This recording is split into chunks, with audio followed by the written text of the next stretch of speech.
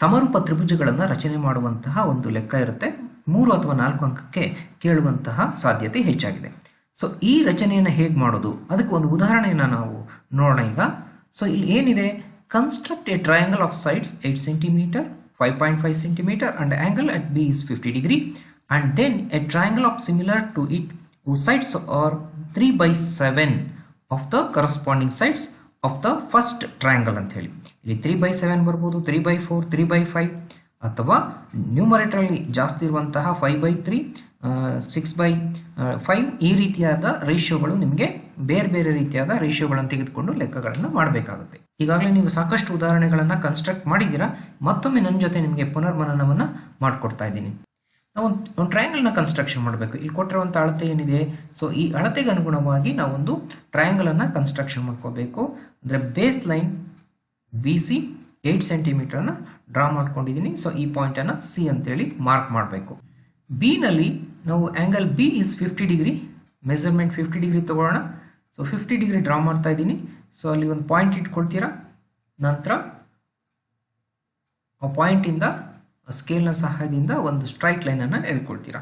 ಈಗಾಗಲೇ ನಿಮ್ಗೆ ಗೊತ್ತಿದೆ, B ಇಂದ A 5.5 cm, ಮೆಜರ್ಮೆಂಟ್ 5.5 cm ತಗೊಂಡು ನಾವೊಂದು ಮಾರ್ಕ್ ಮಾಡ್ಕೊಳ್ಳೋಣ. ಅದು A ಆಗಿರಲಿ. A ಬಿಂದುನ ಮಾರ್ಕ್ ಮಾಡ್ಕೊಂಡಿದ್ದೀವಿ. ನಂತರ AC ನ ಜಾಯಿನ್ ಮಾಡ್ಕೊಳ್ಳಿ. AC ಜಾಯಿನ್ ಮಾಡಿದ್ರೆ ನಮಗೆ ಬೇಕಾದಂತಹ ಟ್ರಯಾಂಗಲ್ ABC ಸಿಕ್ಕಿದೆ. ಈ ABC ಟ್ರಯಾಂಗಲ್ಗೆ similar triangle in the ratio of 3:7 construct ಮಾಡಬೇಕು. BC ಬೇಸ್ ಲೈನ್ ಕೆಳಗಡೆ ಒಂದು ಅಪ್ರಾಕ್ಸಿಮೇಟ್ ಒಂದು 30 to 40 ಡಿಗ್ರಿ ಒಂದು ಓರೆಯಾದ ರೇಖೆಯನ್ನು ರಚಿಸ್ಕೊಳ್ಬೇಕು. ಸೊ ಈ ಕನ್ಸ್ಟ್ರಕ್ಷನ್ ಮಾಡ್ಕೊಂಡ ನಂತರ ನಾವು B ಬಿಂದುವಿನಿಂದ 1.5 ಅಥವಾ 2 ಸೆಂಟಿಮೀಟರ್ಗಿಂತ ಕಡಿಮೆ ಒಂದು ಈಕ್ವಲ್ ರೇಷಿಯೋಗಳನ್ನು ತಗೊಳ್ಬೇಕು. ಎಷ್ಟು ಪಾರ್ಟ್ಸ್ಗಳನ್ನು ಮಾಡಬೇಕಂತ ಹೇಳಿದ್ರೆ ಅಲ್ಲಿ ಡಿನಾಮಿನೇಟರ್ ಎಷ್ಟಿದೆ ನೋಡ್ಕೊಳ್ಬೇಕು. ದಟ್ ಈಸ್ 7 ಇರೋದ್ರಿಂದ we have to make 7 equal parts. 1.5 centimetre ತೆಗೆದುಕೊಂಡಿದ್ರೆ B1 B2 ಕೂಡ 1.5 ಸೆಂಟಿಮೀಟರ್, ಹೀಗೆ ಈಕ್ವಲ್ ಪಾರ್ಟ್ಸ್ಗಳನ್ನು ಮಾಡ್ತಾ ಹೋಗ್ತೀವಿ. And B7. ಸೊ ಇಲ್ಲಿ ನಾವು ಗಮನಿಸಬೇಕಾಗಿರುವಂಥದ್ದು ಮಕ್ಕಳೇ, ಯಾವಾಗಲೂ ಕೂಡ ನಾವು B7 ಇಂದ Cಗೆ ಜಾಯಿನ್ ಮಾಡ್ತಾ ಇದ್ದೀವಿ. B7 ಅಂದರೆ 7 ಆರ್ಕ್ ಏನಿತ್ತು, ಯಾಕೆ ಅಂತ ಹೇಳಿದ್ರೆ ಡಿನಾಮಿನೇಟರ್ 7 ಇದೆ. ಸೊ ಡಿನಾಮಿನೇಟರ್ ಲೈನ್ ಯಾವಾಗಲೂ ಕೂಡ ಇಲ್ಲಿ 7 ಅಂತ ಇರೋದ್ರಿಂದ ಲಾಸ್ಟ್ ಪಾರ್ಟನ್ನು ಆ Cಗೆ ಜಾಯಿನ್ ಮಾಡಬೇಕು. ಸೊ ಇದನ್ನು ನೀವು ಗಮನಿಸಿ. ಡಿನಾಮಿನೇಟ್ರು ಕಡಿಮೆ ಇದ್ದು ನ್ಯೂಮರೇಟರ್ ಜಾಸ್ತಿ ಇದ್ದರೆ BCನ ಎಕ್ಸ್ಟೆಂಡ್ ಮಾಡ್ಕೊಳ್ಬೇಕಾಗುತ್ತೆ. ಸೊ BCನ ಇಲ್ಲಿ ಸೇರಿಸಿದ್ದೇನೆ. ನಂತರ ನಾವು ಈ ಆ್ಯಂಗಲ್ ಎಷ್ಟಿದೆ ಅಂತ ಮೆಜರ್ಮೆಂಟ್ ತಗೊಳ್ಬೇಕು. ಅಂದರೆ ಈ ಆ್ಯಂಗಲ್ ಡಿಸ್ಟೆನ್ಸ್ ಎಷ್ಟಿದೆ, ಸೊ ಅದಕ್ಕೊಂದು ಆರ್ಕನ್ನು ತಗೊಳ್ತೀವಿ. ಸೊ ಆರ್ಕನ್ನು ತೆಗೆದುಕೊಂಡು ಸೇಮ್ ಆರ್ಕನ್ನು ಈ B3 ಪಾಯಿಂಟಿಂದ ನಾವು ಕನ್ಸ್ಟ್ರಕ್ಟ್ ಮಾಡ್ಕೋಬೇಕು. ಏಕೆಂದರೆ ಹೇಳಿದರೆ ರೇಷಿಯೋ 3 ಇರೋದ್ರಿಂದ B3 ಇಂದ ತಗೊಳ್ಬೇಕು. ಇದರ ಮೆಜರ್ಮೆಂಟ್ ಎಷ್ಟಿದೆ ಅಂತ ಒಂದು ಆರ್ಕನ್ನು ಕಟ್ ಮಾಡಿಕೊಂಡ್ರೆ ನಮಗೆ ಸಿಗುತ್ತೆ. ಈ ಮೆಜರ್ಮೆಂಟ್ ಏನಿರುತ್ತೋ ಅಷ್ಟೇ ಮೆಜರ್ಮೆಂಟ್ ಈ ಪಾಯಿಂಟಿಂದ, ಈ ಆರ್ಕ್ನ ಈ ಲೈನ್ ಇಂಟರ್ಸೆಕ್ಟ್ ಆಗಿರುವಂಥ ಪಾಯಿಂಟಿಂದ ಇನ್ನೊಂದು ಆರ್ಕನ್ನು ಡ್ರಾ ಮಾಡ್ಕೊಳ್ತೀವಿ. ಸೊ ಈ ಎರಡೂ ಬಿಂದುಗಳು ಇಂಟರ್ಸೆಕ್ಟ್ ಆಗಿರೋ ಪಾಯಿಂಟ್ ಮುಖಾಂತರ BCಗೆ ಒಂದು ಸ್ಟ್ರೈಟ್ ಲೈನನ್ನು ಡ್ರಾ ಮಾಡ್ತಾ ಇದ್ದೀವಿ. So draw A straight line. B3 ಇಂದ BCಗೆ ಒಂದು ಲೈನನ್ನು ಡ್ರಾ ಮಾಡ್ತೀವಿ. ಇಲ್ಲಿಗೆ C' ಅಥವಾ C1 ಅಂತೇಳಿ ನೇಮನ್ನು ಕೊಡೋಣ. So mark A point. So ಈ ಪ್ರೊಸೀಜರ್ ಪ್ರಕಾರ ಸೇಮ್ ಆ್ಯಂಗಲ್ ಎಷ್ಟು ಮೆಜರ್ಮೆಂಟ್ ಇದೆಯೋ ಅಷ್ಟೇ ಮೆಜರ್ಮೆಂಟ್ ಇಲ್ಲೂ ಕೂಡ ತೆಗೆದುಕೊಳ್ಬೇಕು. ಸೇಮ್ ಮೆಜರ್ಮೆಂಟ್ ತೊಗೊಂಡಿದ್ದೀವಿ. ಇಲ್ಲಿಂದ ಇಲ್ಲಿಗೆ ಎಷ್ಟು ಡಿಸ್ಟೆನ್ಸ್ ಇದೆ ಅಂತೇಳಿ ಒಂದು ಆರ್ಕನ್ನು ಕಟ್ ಮಾಡ್ಕೊಳ್ತೀರಾ. ಅಷ್ಟೇ ಡಿಸ್ಟೆನ್ಸಿಗೆ ಸೇಮ್ ಆರ್ಕನ್ನು ಇಲ್ಲೂ ಕೂಡ ಕನ್ಸ್ಟ್ರಕ್ಟ್ ಮಾಡ್ಕೊಳ್ತಾ ಇದ್ದೀರಾ. ನಂತರ ಈ C' ಅಂತ ಏನಿದೆ, C1 ಇದೆಯಲ್ಲ, ಸೊ ಇಲ್ಲಿಂದ BA ಲೈನಿಗೆ ಒಂದು ಸ್ಟ್ರೈಟ್ ಲೈನನ್ನು ಎಳಿಬೇಕು. ಅಲ್ಲಿಗೆ ನಾವು ಮಾರ್ಕ್ ಮಾಡಬೇಕಾಗಿದೆ, ದಟ್ ಈಸ್ A'. ಸೊ ಅಲ್ಲಿಗೆ A' ಅಂತ ಮಾರ್ಕ್ ಮಾಡ್ತೀರಾ. ಸೊ A' ಅಂತ ಮಾರ್ಕ್ ಮಾಡಿದ ಮೇಲೆ ಸೊ ಈಗ ನಮಗೆ ಬೇಕಾದಂತಹ ಇನ್ನೊಂದು ಟ್ರಯಾಂಗಲ್ ಕನ್ಸ್ಟ್ರಕ್ಷನ್ ಆಗಿದೆ. ನಮಗೆ ಬೇಕಾದಂತಹ ಇನ್ನೊಂದು ಸಿಮಿಲರ್ ಟ್ರಯಾಂಗಲ್ಲು ಈ ಟ್ರಯಾಂಗಲ್ನ ಒಳಭಾಗದಲ್ಲೇ ಬರುತ್ತೆ. ಸೊ ಹಾಗಾಗಿ this is in the ratio of 3:7. ವಿದ್ಯಾರ್ಥಿಗಳೇ, ಈಗ ವೃತ್ತಗಳು ಅಧ್ಯಾಯದಲ್ಲಿ ನಾವು ವೃತ್ತದ ಬಾಹ್ಯ ಬಿಂದುವಿನಿಂದ ಒಂದು ವೃತ್ತಕ್ಕೆ ಸ್ಪರ್ಶಕಗಳನ್ನು ರಚಿಸಿ ಅಂತ ಇದೆ. ನಾನು ಈ ಉದಾಹರಣೆ ತಗೊಂಡಿದ್ದೀನಿ. Draw a circle of radius 3 centimetre from a point 8 centimetre away from its centre. Construct the pair of tangents to the circle and measure their lengths ಅಂತ ಇದೆ.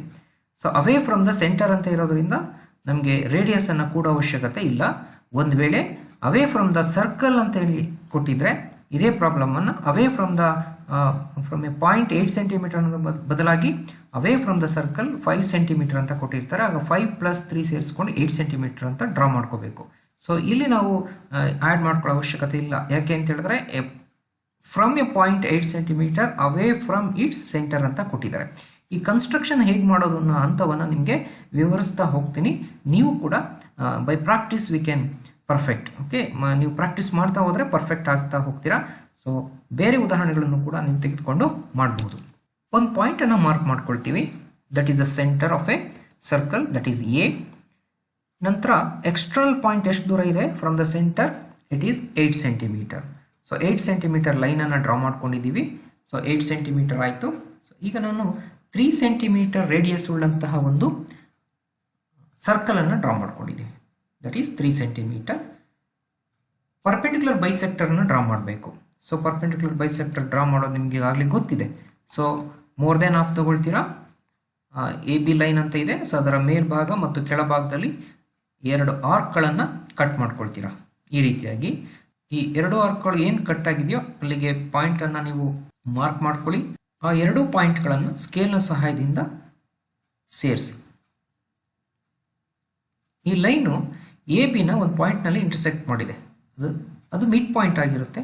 So mark A point M. ನಂತರ M A ಮತ್ತು M B radius ಆಗಿ ತಗೊಂಡು ಮತ್ತೊಂದು ಸರ್ಕಲನ್ನು draw ಮಾಡಿ. ಆ circle ಎಲ್ಲಿ ಇಂಟರ್ಸೆಕ್ಟ್ ಮಾಡ್ತಾ ಇದೆಯೋ ಈ ಬ್ಲೂ ಕಲರಲ್ಲಿರುವಂತಹ ಸರ್ಕಲ್ಲು ಎ ಸೆಂಟರ್ ಇರುವಂತಹ ಸರ್ಕಲನ್ನು ಎಲ್ಲಿ ಇಂಟರ್ಸೆಕ್ಟ್ ಮಾಡಿದೆಯೋ ಅಲ್ಲಿ ಎಕ್ಸ್ ವೈ ಅಂತ ಕೊಡಿ. ಮತ್ತು ಬಿ ಎಕ್ಸ್ ಮತ್ತು ಬಿ ವೈಯನ್ನು ಜಾಯಿನ್ ಮಾಡಿ. ಬಿ ಎಕ್ಸ್ ಮತ್ತು ಬಿ ವೈಯನ್ನು ಸೇರಿಸಿ. ಸೊ ನಮಗೆ ಬೇಕಾದಂಥ ಟ್ಯಾಂಜೆಂಟ್ಸು ಬಿ ಎಕ್ಸ್ ಮತ್ತು ಬಿ ವೈ ಎರಡೂ ಕೂಡ ಈಕ್ವಲ್ ಆಗಿದೆ. ಸೊ ಇದನ್ನು ನೀವು ಮೆಜರ್ಮೆಂಟ್ ಮಾಡಿ ಅಂತ ಹೇಳಿದ್ರೆ ಎ ಎಕ್ಸ್ ಮತ್ತು ಎ ವೈ ನಾವು ಡ್ರಾ ಮಾಡಿದರೆ ಎ ಎಕ್ಸ್ ಬಿ ಇದೊಂದು ರೈಟ್ ಆ್ಯಂಗಲ್ ಟ್ರಯಾಂಗಲ್ ಆಗುತ್ತೆ. ಸೊ ಪೈಥಾಗೋರಸ್ ಥಿಯರಮನ್ನು ಉಪಯೋಗಿಸ್ಕೊಂಡು B X square equals A B square minus A X square ಅಂತ ಫಾರ್ಮುಲಾ ಹಾಕ್ಕೊಳ್ತೀರಾ. ಸೊ ಅದರ ಆಧಾರದಲ್ಲಿ ಈ ಟ್ಯಾಂಜೆಂಟ್ನ ಲೆಂತನ್ನು ಕಂಡುಹಿಡಿಬೋದು. ವಿದ್ಯಾರ್ಥಿಗಳೇ, ವೃತ್ತಗಳು ಅಧ್ಯಾಯದಲ್ಲಿ ಮತ್ತೊಂದು ರಚನೆ ಅಂತ ಹೇಳಿದ್ರೆ ಟ್ಯಾಂಜೆಂಟ್ಗಳನ್ನು ಕನ್ಸ್ಟ್ರಕ್ಷನ್ ಮಾಡುವಂಥದ್ದು. That is draw a pair of a tangents to a circle of radius 4 centimetre which are inclined to each other at angle of 125 degree. The tangent's inclined angle is 125 degree. So ಈ ರೀತಿ ಕೊಟ್ಟಾಗ ನಾವೇನು ಮಾಡ್ಬೇಕಂತ ಹೇಳಿದ್ರೆ we have to find the angle between the radius. Angle between the radius ಇದ್ರೆ ಮಾತ್ರ ನಾವು ಟ್ಯಾಂಜೆಂಟನ್ನು construction ಮಾಡಲಿಕ್ಕಾಗುತ್ತೆ. ಹಾಗಾಗಿ ನಾವು ಈ ರೀತಿಯ ಪ್ರಾಬ್ಲಮ್ಸ್ಗಳನ್ನು ಕೊಟ್ಟಿದ್ರೆ ನಾವು 180 ಡಿಗ್ರಿನಲ್ಲಿ 125 ಡಿಗ್ರಿನ ಸಬ್ಟ್ರಾಕ್ಟ್ ಮಾಡ್ಕೊಂಡಾಗ angle between the radius is 55 degree ಅಂತೇಳಿ ನಾವು ಕಂಡುಹಿಡ್ಕೊಳ್ಬೇಕಾಗ್ತದೆ. ಒಂದು ವೇಳೆ ಅವರೇ angle between the radius is 55 degree ಅಂತ ಕೊಟ್ಟಿದ್ರೆ ಅಲ್ಲಿ ನಾವು 180 ಡಿಗ್ರಿನ ಕಳಿಬಾರ್ದು. ಸೊ ಈಗ ಅದರ ರಚನಾ ಹಂತಗಳೀಗಿದೆ. ಸೊ ಅದನ್ನು ನಾವು ನೋಡ್ತಾ ಹೋಗೋಣ. Mark A point A. It is A centre. ನಾವು ಅಲ್ಲಿಂದ ನಮಗೆ ಕೊಟ್ಟಿರುವಂಥ ರೇಡಿಯಸ್ ಎಷ್ಟು ಕೊಟ್ಟಿದ್ದಾರೆ 4 ಸೆಂಟಿಮೀಟರ್ ಡ್ರಾ ಮಾಡ್ಕೊಂಡಿದ್ದೀವಿ. ಸೊ 4 ಸೆಂಟಿಮೀಟರ್ ಡ್ರಾ ಮಾಡ್ಕೊಂಡ ನಂತರ ಅಲ್ಲಿ ಒಂದು ಸರ್ಕಲನ್ನು ಡ್ರಾ ಮಾಡೋಣ. ಎ ಮತ್ತು ಬಿ 2 ಪಾಯಿಂಟ್ ನಡುವೆ 4 ಸೆಂಟಿಮೀಟರ್ ಇದೆ, ರೇಡಿಯಸ್ ಆಗಿದೆ. as a center A. ಈಗ ಸೆಂಟರ್ನಲ್ಲಿ ಆ್ಯಂಗಲ್ 55 ಡಿಗ್ರಿನ ನಾನು ಡ್ರಾ ಮಾಡ್ಕೊಂಡಿದ್ದೀನಿ. ಸೆಂಟ್ರಲ್ ಆ್ಯಂಗಲ್ ಈಸ್ ಅಂದರೆ angle between the radius is 55 degree. 55 ಡಿಗ್ರಿಗೆ ನಾವು ಮಾರ್ಕ್ ಮಾಡ್ಕೊಳ್ಳೋಣ. ಅಲ್ಲಿ ಸಿ ಅಂತ ಹೆಸರು ಕೊಟ್ಟಿದ್ದೀವಿ. ಎ ಸಿಯನ್ನು ಸೇರಿಸಿ.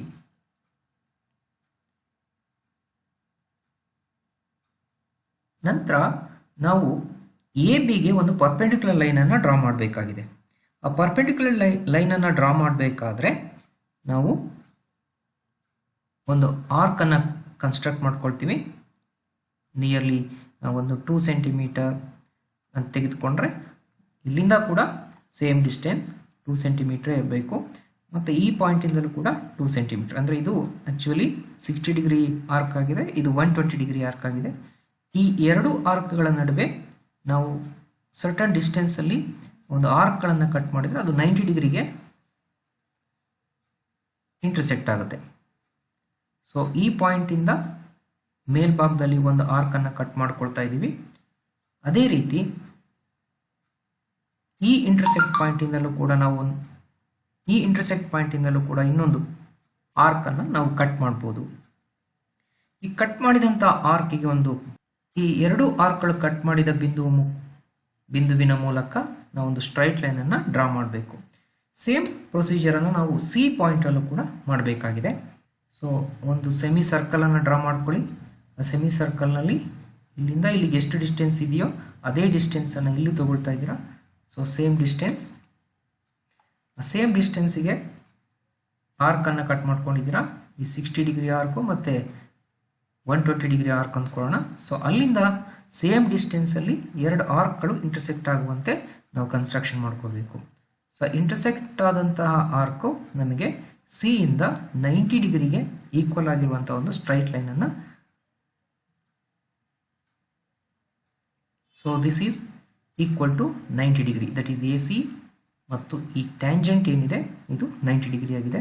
ಈ ಎರಡೂ ಟ್ಯಾಂಜೆಂಟ್ಗಳು ಈ ಪಾಯಿಂಟಲ್ಲಿ ಇಂಟರ್ಸೆಕ್ಟ್ ಆಗಿದೆ. ಸೊ ಅದಕ್ಕೆ ನೇಮ್ ಕೊಡೋಣ, ದಟ್ ಈಸ್ ಪಿ ಅಂತೇಳಿ ಹೆಸರು ಕೊಡೋಣ. That is the point P. This is our required tangents, that is B P and P C are the required tangents.